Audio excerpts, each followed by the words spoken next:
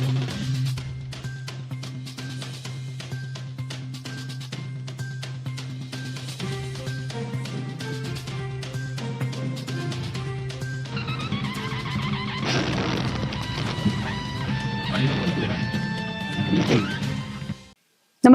आपण पाहता Hirkani news. Hirkani news प्रत्येक क्षण ताज्या घडामोडी आणि महत्त्वाच्या प्रत्येक बातमीसाठी नेहमी तत्पर. जत पालिकेचा अधिकारी लाचलुचपतच्या जाळ्यात. जत नगर परिषदेतील कर निर्धारण व प्रशासकीय अधिकारी प्रवीण रंगराव बाबर याला 50,000 रुपयांची लाच स्वीकारताना लाचलुचपत प्रतिबंधक विभागाच्या पथकाने रंगेहात पकडलं.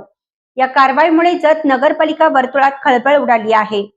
तक्रारदार यांचा फोटो स्टुडिओचा व्यवसाय आहे. सन 2025 मधील जत नगर परिषदच्या सार्वत्रिक निवडणूक प्रक्रियेसाठी त्यांनी फोटो व व्हिडिओ शूटिंगचं काम केलं होतं. या कामाचे बिल मंजूर होऊन त्याचा धनादेश तक्रारदारांना मिळाला होता.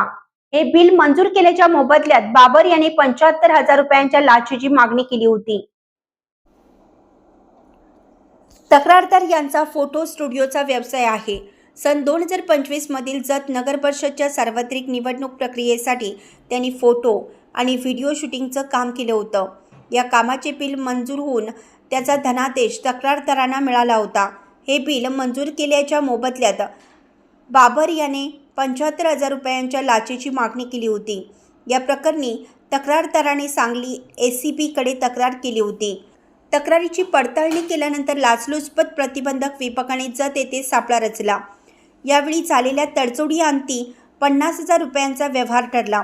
त्यानुसार बुधवारी दिनांक 10 जत येथील यशोदा फोटो स्टुडिओमध्ये तक्रारदाराकडून ठेवलेली 50,000 रुपयांची लाच स्वीकारताना प्रवीण बाबर याला ACPच्या पथकाने रंगेहात पकडलं.